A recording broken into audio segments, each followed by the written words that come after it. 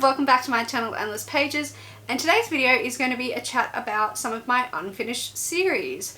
So I was umming and ahhing about whether to include just all of them and talk about them all briefly, but some of the series I'm only basically only one book or one novella away from being up to date, so I didn't think that was as bad as some of the ones I have over here that have been very neglected, and I've only read one book in the series, so I thought it would be a bit more interesting to talk about those than the books series that I'm almost up to date on. This is in no particular order, but according to Goodreads, I read this book 3 years ago and have never picked up the sequel despite enjoying it, and that is The Knife of Never Letting Go by Patrick Ness. I cannot believe that that was 3 years ago I read this book.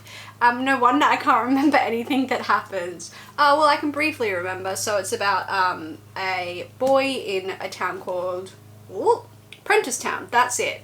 His name's Todd, and in this town there is only men, no women. There was like a disease that wiped them out, and they call this thing called the noise. They can all hear each other's thoughts, and Todd knows that the town are kind of keeping something from him, which is very hard to do when you can hear each other's thoughts all the time. So he makes a run for it with his little dog sidekick, who I remember absolutely loving. And when he's making a run for it, he comes across this like dead silence, which is very unusual, and it's a girl, and he can't hear her thoughts. And he's wondering how she survived and why he can't hear her thoughts. This is the first book in the Chaos Walking trilogy, and I do have the sequel sitting somewhere on my shelves, so I don't really have an excuse not to jump into the second one. I think I'm going to say this for every book in this video. I will definitely need to reread the first book before I go into the second, or at least do an audiobook or a summary or something, just because, yeah, it was 3 years ago that I read this, and I do remember some plots, but in my Goodreads review up, I was apparently very shocked by the ending, which I honestly can't remember, so definitely need to reread it. Next series I should have finished by now is the Diviners series by Libby Bray. I don't have the first book, but I have the second book here. Very hard to read on screen. This one's called Lair of Dreams, if you can't read that properly. This is the second book in the Diviners series. I read this, according to Goodreads, 3 years ago and rated it 5 stars, so I must have loved it. I will admit, I think I listened to the audiobook again, couldn't tell you, last year maybe, or the year before? Last year, I want to say? I can't remember. With the intention of continuing on the series, and then never did, so shamefully I think I'm going to have to listen to the audiobook again because I still can't super remember everything that happened, and I don't think a book like this you can just jump into and hope to pick up the plot because so much happened in the first book. So shame on me. This is basically a book set in the 20s, and you follow Evie. Oh my god, you follow Evie. I definitely need to reread it. And she gets sent to live with her uncle in New York because she has some powers that are getting her into trouble that no one knows about but her.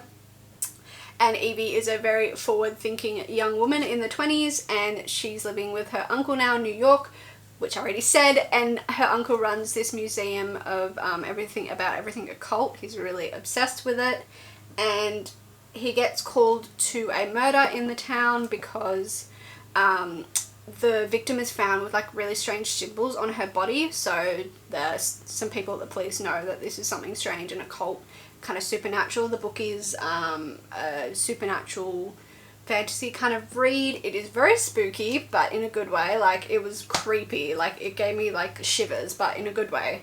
I really enjoyed that because I don't read a lot of scary supernatural books, so I like the change of genre, and it's a fun read. You follow some other kind of stories, characters. I hope you get to see more of those in the sequel, because you mainly follow Evie in the first book, so in the sequels I hope you can get to know those side characters a little bit more because they were very interesting.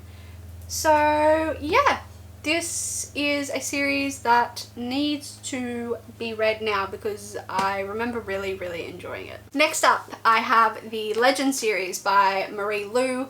I read the first book in 2018 and rated it 4 stars. The only thing I can remember is that it was kind of dystopian, and I loved it because I love anything dystopian.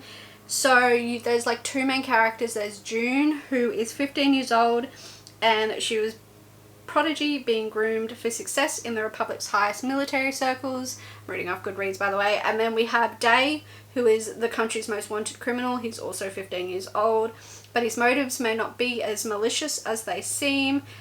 June and Day's kind of paths cross, that even though they're from two different worlds. And June's brother Matthias is murdered, and Day becomes the prime suspect.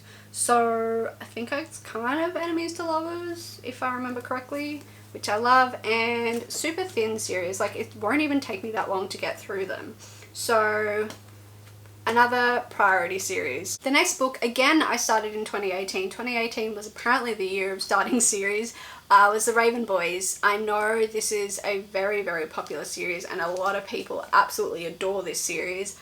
I can't remember much. I think it's about a girl called Blue, and her mother's a clairvoyant, and she has always been told that she will cause her true love to die. And then she meets a guy called Gainsey. I butchered that, ignore that pronunciation. And she kind of starts to like him, and he needs her help because him and his friends from this local private school need help on this quest they're going on. So they kind of get intertwined. I remember really liking this book. I remember finding it a little bit confusing. So let's see if a second read will help that at all. I remember there was a lot of the quest stuff that confused me a little bit, but maybe maybe a second read will help. So I really want to get into this because I just want to know what all the hype is about. I remember enjoying it. I just, again, like I've said for every other book, don't super remember what happened. So I don't have any of the other books, but I'm pretty sure my library does, so I don't really have an excuse. I need to go to the library, get the sequels, and finally continue on with this series. The next series I've started and need to continue on with is Scythe by Neal Shusterman. I remember picking this up because there was so much hype at the time, and the hype was definitely correct. It was an amazing book that I found so cool and creative. This is a young adult dystopian kind of book, and it's a trilogy. Sorry, I should say it's a trilogy. This is the first book, and we follow this world where basically there's no bad stuff. There's no death, that like no one really dies naturally anymore because the medicine is so advanced. No death, no war, nothing. So there's these people called Scythes, and the world thinks they're needed in order to kind of keep the population under control, and they choose who dies. So there's like nothing like overpopulation or anything like that. And we follow our two main characters, Citra and Rowan. Is that right? Yeah.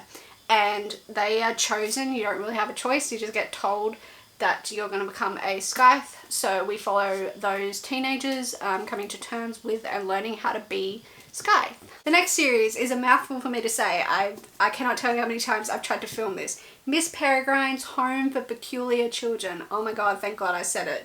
So this is by Ransom Riggs. This is about a young boy called Jacob, and Jacob has just had a loss in his family, so he travels to this island with his father, and there he discovers Miss Peregrine's orphanage, and it's abandoned and all crumbling, and Jacob discovers that the children that went to this orphanage were very peculiar and maybe potentially dangerous, and Jacob realizes that these children may still be alive.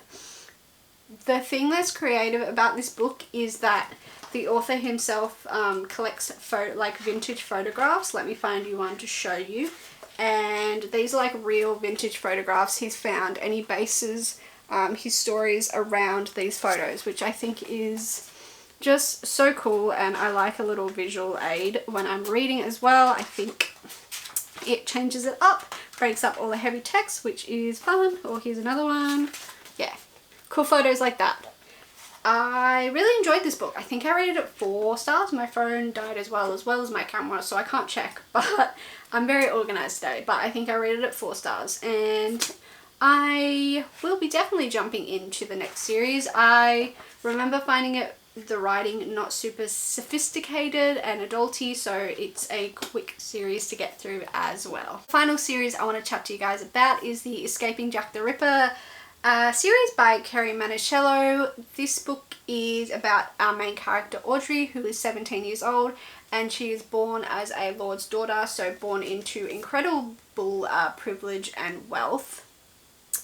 And she's, you know, learning to become a proper lady of her time, but in secret she is studying forensic medicine with her uncle, and her uncle's the only one that knows that she's doing this, because at the time it was like unladylike to do these kind of things, and she's learning how to look at bodies and stuff like that, which is really cool. I love that kind of storyline.